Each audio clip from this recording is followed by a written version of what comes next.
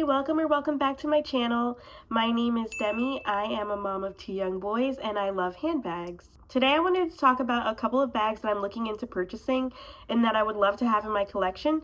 So let's go ahead and jump into it. I do have my laptop here with my notes and my 2-month-old is sitting next to me.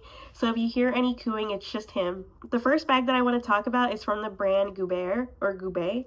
I'm not sure how to pronounce that correctly. And the bag is called the grooming bag and it is in the baby size. I saw Alice in Paris talk about this bag and immediately I was obsessed. I love the Havana colorway. I think it looks kind of reminiscent to the Louis Vuitton Neverfull, except just a little bit different. I love the contrast between the lighter handles and the darker body of the bag.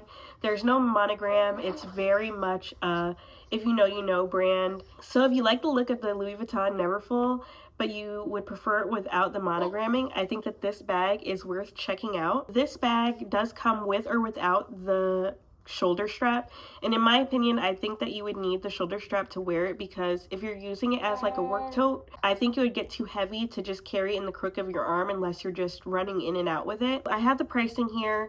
It's $904 US without the strap and $989 with the shoulder strap. I did want to mention that they don't include tariffs or duties in the pricing, so you'll probably have to pay for that, or you'll definitely have to pay for that when it gets here if you're in the United States like me. And unfortunately, that's one of the reasons why I'm holding off on buying this bag. I'm not sure how much it would cost. We're still really new to this whole duties and tariff situation. I am missing a larger tote in my collection that I would be able to carry my laptop in. So I think that this would be a great addition to my collection. The next bag that I want to talk about is from the brand Tanneur. Again, not sure if I'm pronouncing these names right. And the bag that I'm interested in is the Emily in the small size.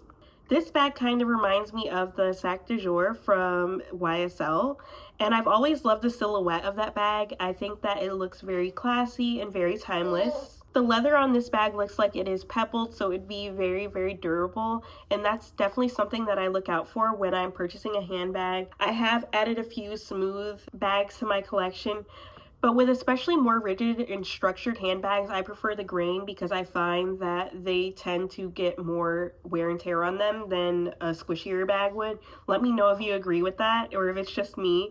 There is a zipper compartment in the middle of this bag, so I'm not sure if that would affect the capacity at all, but the smaller size looks like it would fit all of my essentials. And I will mention that the 2 open sides don't have any kind of closure. I'm not sure if that's a deal breaker for me or not. As you can imagine, it's really frustrating when your bag tips over and then like everything just spills out. So I do typically look for a bag with a zipper or a magnet or something. I'm so in love with the shape and style of this bag that I'd be willing to give it a try. It does come with a crossbody strap and can be worn top handle as well. This bag is at a much more reasonable price point than the one that I just mentioned from Guibert. It is $520 US, and this includes shipping, duty, and tariffs. The next bag that I want to talk about is from a brand that I have actually purchased from before, and it is from RSVP Paris, and the bag that I'm interested in is the Low 5. I love the shape of this bag. I think it's such a unique take on the classic bucket bag. If you're looking for a bucket bag that's just a little bit different than the one that you typically would picture in your head, I would definitely check this one out. There are multiple different finishes of this bag. They have smooth and grained leather. I believe that I would opt for the grained leather or the tourterelle if I were to purchase this. I love the quality of the bag that I do have from this brand, so I know that I'll love this bag too. I just think that they have such unique styles. You don't really have to worry about them going in or out of style because they're just so unique on their own. I love the cinching closure detail of this bag. It's always nice when you can close your bag up completely because I just like the added security of being able to cinch the bag closed. This bag retails for $495 US. Duties and tariffs are included, however, you do have to pay a separate shipping fee, so that's worth noting. The next bag that I want to talk about is from a brand that I haven't tried yet, but I've heard a ton about. It is the Monceau Baguette from the brand Atelier Auguste. Again, don't know if I'm pronouncing this right.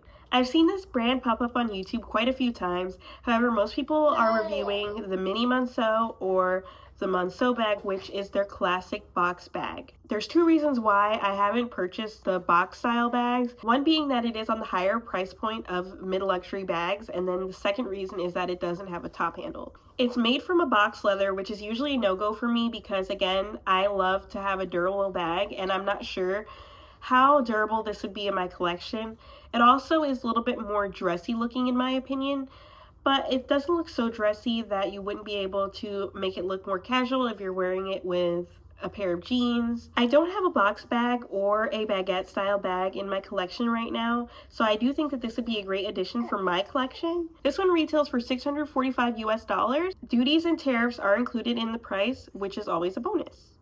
The last bag that I want to talk to you is from another brand that is popular here on YouTube, and it is the Sienna saddle bag from the brand Demilia. I know that their tote style bag is very popular here on YouTube. I was drawn to this bag because of the unique shape, and I love all of the colorways that it comes in. It is made from a small grain leather, and there is a removable top handle, which I think is pretty cool, and you can wear this bag crossbody as well. I think that this bag leans a little bit more boho and more casual than some of the bags that I mentioned before. Sometimes with shapes like this, the rounded bottom, it's hard to imagine what could fit inside of it. I definitely have to try this bag out to see if it would work with my lifestyle or not. I do think though that this is a great statement piece for people who are more casual like myself.